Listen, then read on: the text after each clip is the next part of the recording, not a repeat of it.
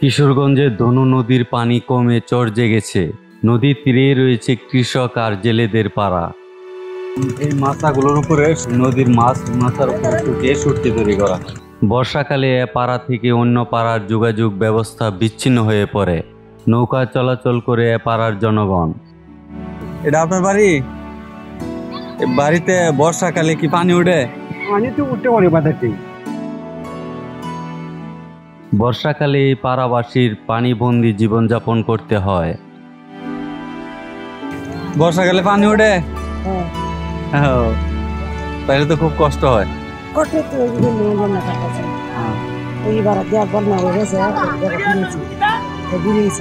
হাওরে গাছপালা কম থাকা এখানে রয়েছে সূর্যের প্রচণ্ড তাপ। প্রতিটি বাড়ি বেশ ঘনবসতিপূর্ণ। বর্ষাকালে বাড়ির সামনেই থাকে অথই পানি। তাই এ পাড়াবাসীর বর্ষাকালে বাড়ির মধ্যে সীমাবদ্ধ থাকতে হয়।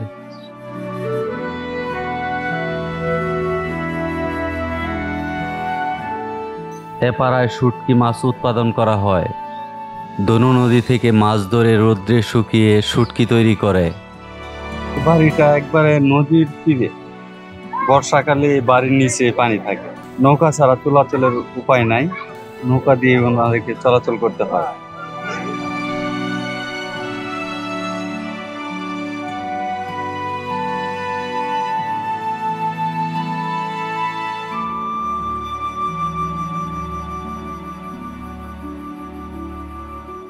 বর্ষাকালে এই বাড়ির তীরে একবারে পানি থাকে।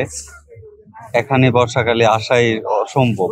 নৌকা ছাড়া এখানে বর্ষাকালে আসাই যান।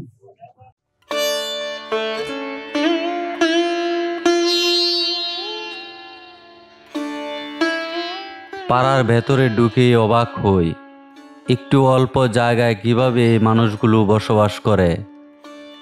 একটি ঘর যেন আরেকটি ঘরের সাথে লেগে রয়েছে।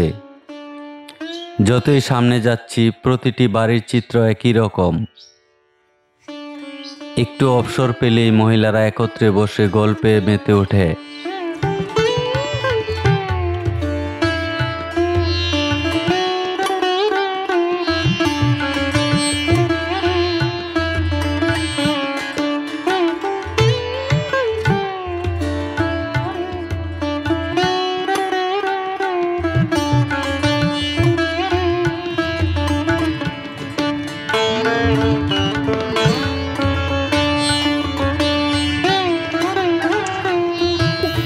এই মাথার উপরে সুটকি তৈরি করে।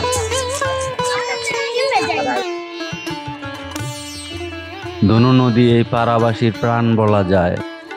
বাড়ির ভিতরে জায়গা স্বল্পতার কারণে ধনু নদীর চরে অনেক কাজ সেরে থাকেন এই পাড়াবাসী। অনেক মাছ। কি মাছ এটি? এটা তো অনেক বড় মাছ। অনেকটুকু মাছ হয়েছে। এই নদীর মাছ এটা? এই নদীর তীর দিয়ে যতই সামনে যাব ততই নদীর পাশে লোকজন দেখতে পাবো। সবাই এই নদীর তীরে কর্মব্যস্ত সারাদিন। ধনু নদীর তীরে পাড়াবাসীর সকাল থেকেই কর্মচাঞ্চল্য হয়ে ওঠে।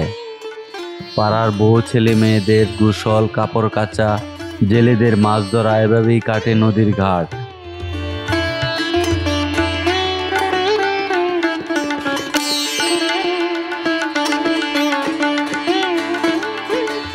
ধনু নদী দিয়ে সারাদিন অসংখ্য ছোট বড় নৌকার চলাচলের সীমা নেই।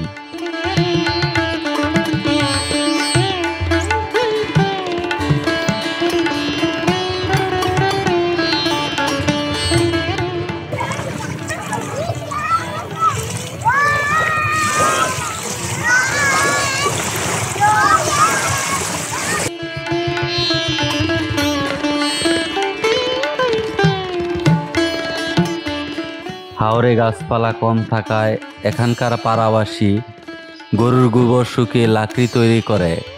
এগুলো দিয়ে সারা বছর রান্না করতে হয়।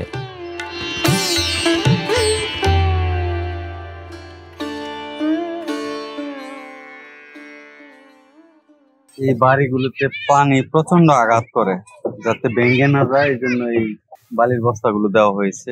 এখানে অনেক পানি থাকে, পানির স্রোত থাকে যেহেতু নদীর তীরে।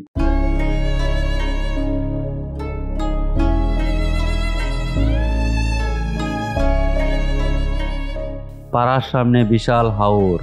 বর্ষাকালে এ চিত্র পাল্টে নদী হাওর এক হয়ে যায়।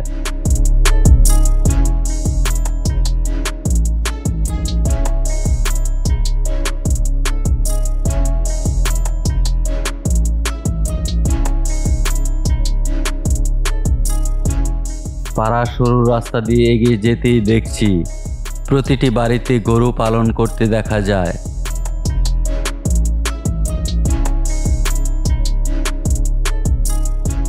ঘরের জানালা খুললে এখন এ যেন সবুজের হাওরের চিত্র।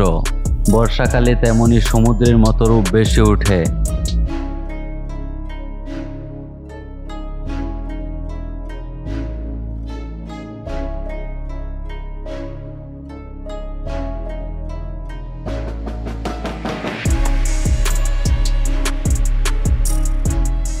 কিশোরগঞ্জ হাওর এলাকায় ধান ও মৎস্য উৎপাদনে বাংলাদেশের বিরাট ভূমিকা রাখে।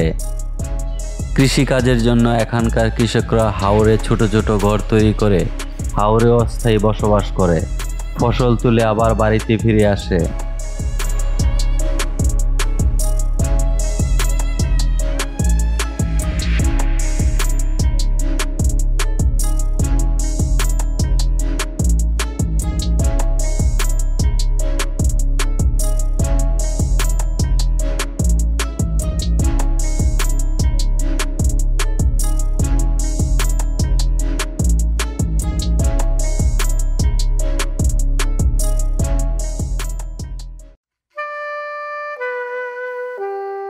চামড়া বন্দরকে হাওরের প্রবেশদ্বার বলা হয়। শত শত হাওরবাসী এপারে ওপারে যাতায়াত করে সারাদিন। শত শত নৌকা যাচ্ছে আবার আসছে। নদী শুকিয়ে চর জেগেছে, চরে কৃষকরা চাষাবাদ করছে। এই চামড়া বন্দরকে কেন্দ্র করে গড়ে উঠেছে ব্যবসা বাণিজ্য। দেশের বিভিন্ন অঞ্চল থেকে মালামাল নিয়ে ছোট বড় নৌকা চামড়া বন্দরে ভিড়ে।